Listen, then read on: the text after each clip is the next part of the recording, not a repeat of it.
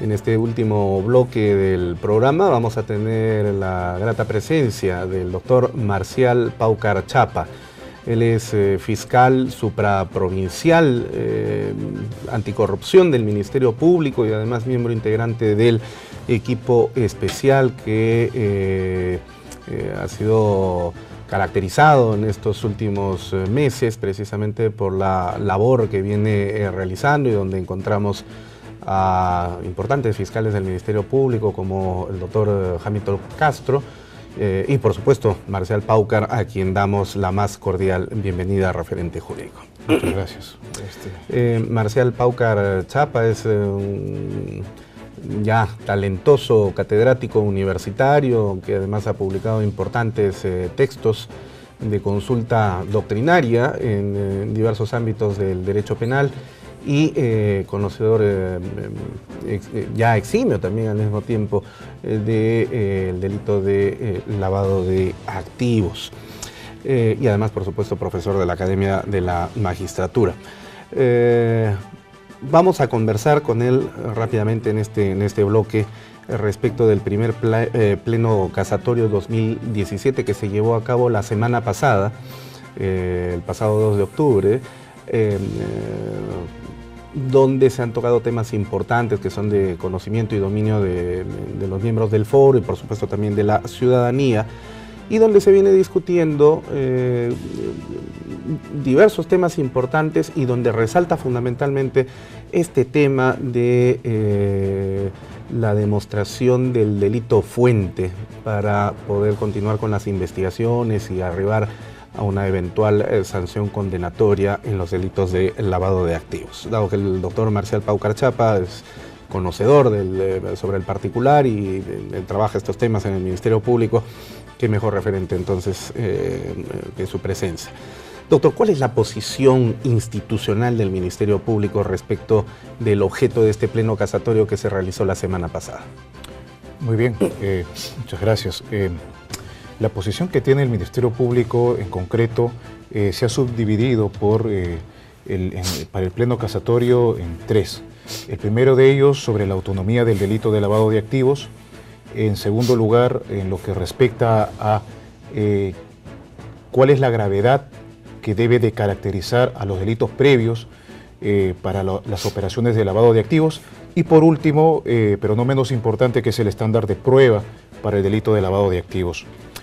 En cuanto a la primera posición de la autonomía del delito de lavado de activos, ha habido bastante discusión y ha habido hasta cierto punto un consenso en sostener que el delito de lavado de activos tendría una autonomía procesal, más no sustantiva. Sin embargo, la posición del Ministerio Público es que siempre de manera consustancial a la creación del delito de lavado de activos a través de esta Convención de Viena de 1988, parte por una construcción dogmática y una autonomía también material y sustantiva. ¿Por qué? La razón es muy sencilla. El poder construir un nuevo tipo penal con una autonomía propia, sustantiva, le brindaba una estructura típica diferente, en primer lugar, a cualquier otro delito que tuviera una semejanza en cuanto a sus elementos, diferente a la receptación, diferente al enriquecimiento ilícito, diferente a los delitos tributarios. Pero también otro tipo de autonomía respecto a las actividades criminales previas, es decir, que se separe la reprochabilidad de estos delitos respecto a las conductas previas o fuentes, que son el tráfico de drogas, los delitos de corrupción, etcétera. Y crimen organizado. Exactamente. Todo delito que pueda generar ganancia. Y en lo que respecta a la gravedad del delito, también es importante tener en cuenta que este no solamente debe basarse en el quantum punitivo, no solamente debe de basarse en la pena conminada, sino también se tiene que tomar en cuenta, y esta es la posición del Ministerio Público, el criterio de bienes jurídicos involucrados y afectados, ¿no? Porque puede tratarse de un delito de estafa, de apropiación ilícita, pero que sin embargo puede estar conectada a montos de dinero bastante cuantiosos o puede afectar a su vez a un número significativo de víctimas. En lo concreto, de eso se trató, por ejemplo, esta casación 92-2017. Y en lo que respecta al estándar de prueba, establecer si es necesario acreditar el delito precedente y de qué forma para poder condenar por el delito de lavado de activos. Entonces, esa es de manera general la posición que tiene el Ministerio Público.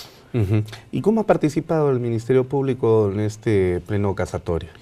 El Ministerio Público ha delegado representantes que han llevado a este pleno casatorio la posición institucional que se tiene. En ese sentido es que... ¿Y se puede saber quiénes son? Sí, por supuesto, ha sido liderado por el doctor Tomás Gálvez Villegas, fiscal supremo, y los doctores fiscales superiores, Fran Almanza y el doctor Rafael Vela. Ellos lo han acompañado y han disertado a lo largo de aproximadamente una hora cuáles son los puntos medulares más importantes a efectos de fundamentar nuestra posición, la posición institucional que tiene el Ministerio Público. En ese sentido, han sido muy importantes los aportes que se ha brindado, tales como, por ejemplo, en que tenemos que el delito de lavado de activos tiene una autonomía sustantiva y procesal, pero que hay que entender que el delito de lavado de activos desde la Convención de Viena ha tenido todo un desarrollo y una evolución. La criminalidad de 1988 no es la misma criminalidad del año 2017, del día de hoy. Sin duda alguna. Toda vez de que no solamente hoy ponemos en evidencia criminalidad organizada o crimen organizado, sino también otros tipos de criminalidad, la criminalidad gubernamental, la criminalidad empresarial propiamente. Entonces, no solamente el tráfico ilícito de drogas se convierte en el único delito capaz de generar ganancias, sino que también hay otros delitos de cuello blanco, que si bien es cierto, no matan personas, también es cierto de que generan una suerte de mercado ilícito que les favorece, que les permite obtener ganancias ilícitas. Va en ese sentido entonces también entender que la posición que ha tenido el Ministerio Público respecto a el delito precedente es que el elemento objetivo del delito de lavado de activos no es el delito precedente, sino lo es el origen ilícito. Y hay que entender que, si bien es cierto, el delito de lavado de activos se construye en el año 1988 con la Convención de Viena, también es cierto que la fórmula del conocimiento del origen ilícito, es decir, que la gente conozca o debía presumir el origen ilícito, es una construcción bastante antigua. Es una técnica legislativa que ha sido utilizada por el legislador del Código Penal de 1924 cuando criminalizó el delito de receptación. El delito de receptación regulado en ese entonces en el artículo 243 también utilizaba la misma fórmula, que la gente conozca o debía presumir el origen ilícito. Entendemos que el delito de receptación está vinculado a delitos patrimoniales y es en función a ese criterio, a esa técnica legislativa utilizada, es que el legislador peruano ha optado por mantener en la tipicidad subjetiva un dolo directo y también un dolo eventual al mismo tiempo.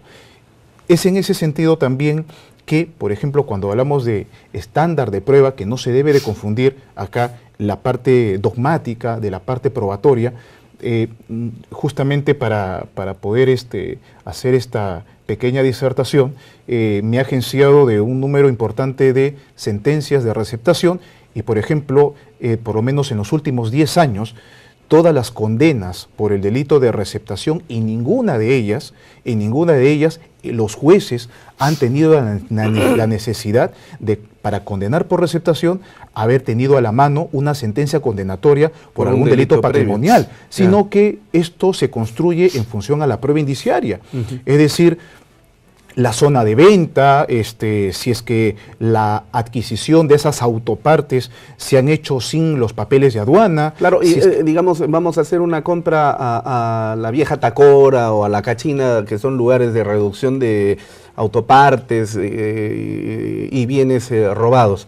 Evidentemente que estamos presumiendo al menos de cuál es el origen de ese bien que vamos a comprar, ¿no es cierto? Exactamente, exactamente. Y en ese sentido, bueno, llama poderosamente la atención y la pregunta que los amigos que nos siguen se preguntarán, ¿y si el Código Penal de 1924 criminalizó el delito de receptación utilizando esa fórmula, conocimiento del origen ilícito?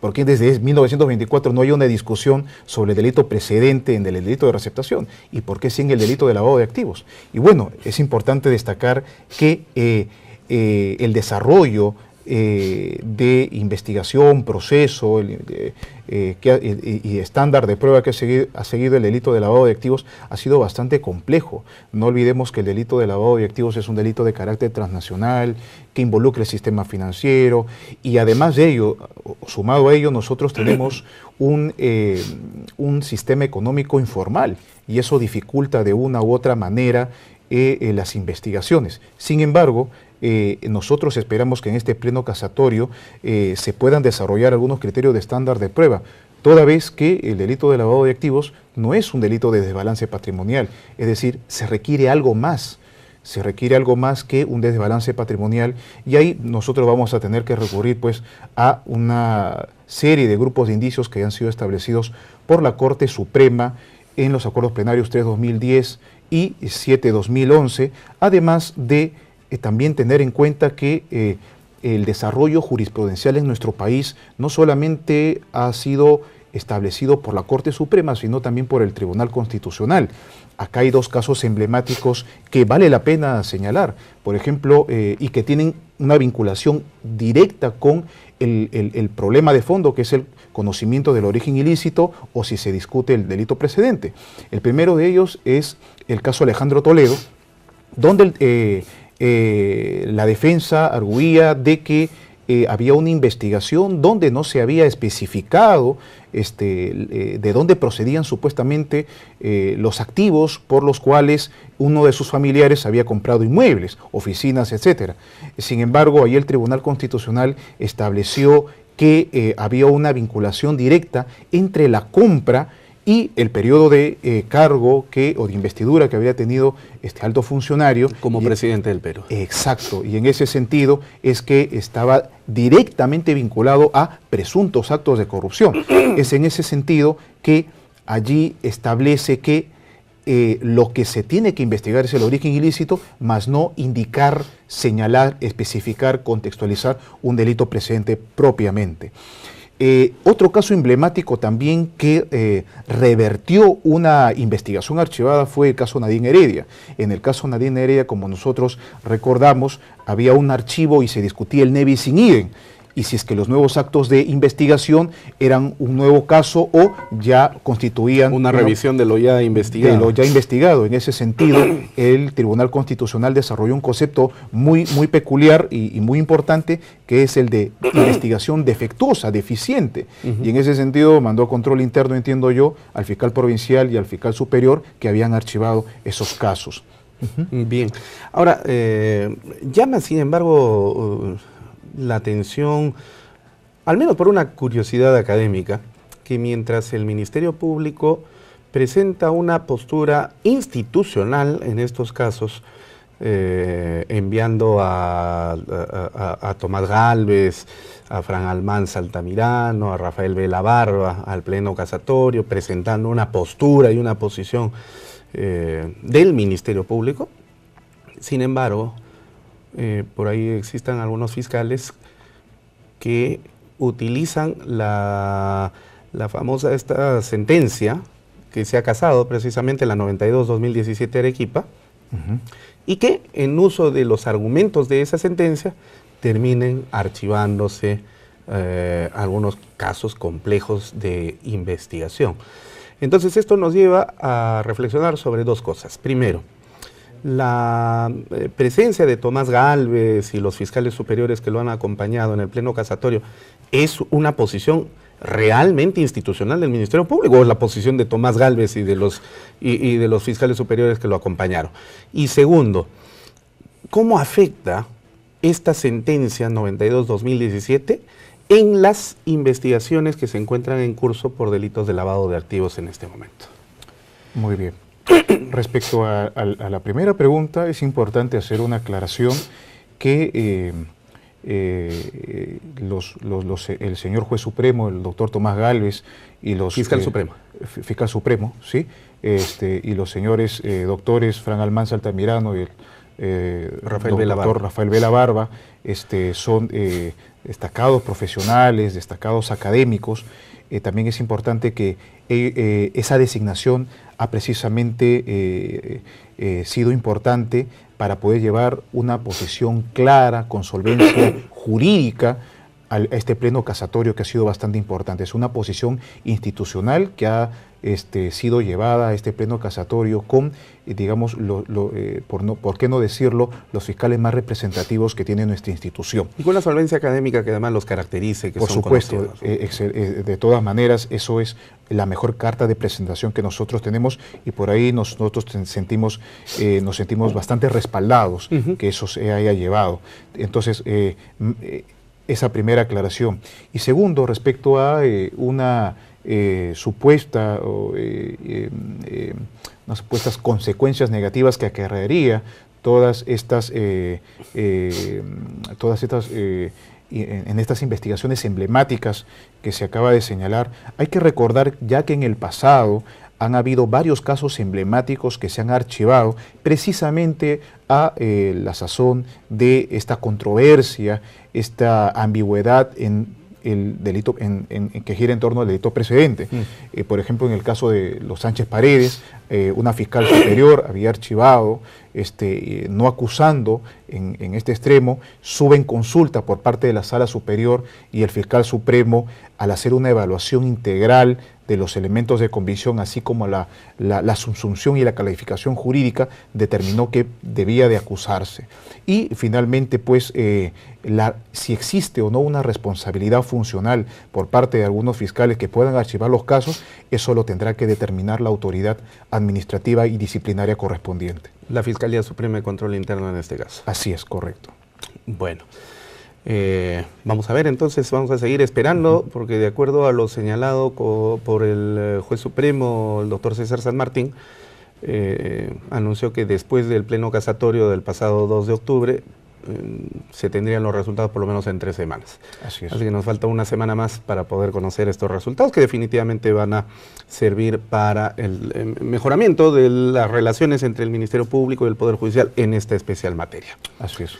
Bueno, doctor Marcial Paucar Chapa, le agradecemos muchísimo por su participación el día de hoy, que nos pone en autos de lo que significa la importante y trascendental presencia de la Fiscalía en un asunto que es de importancia nacional. Muy agradecido.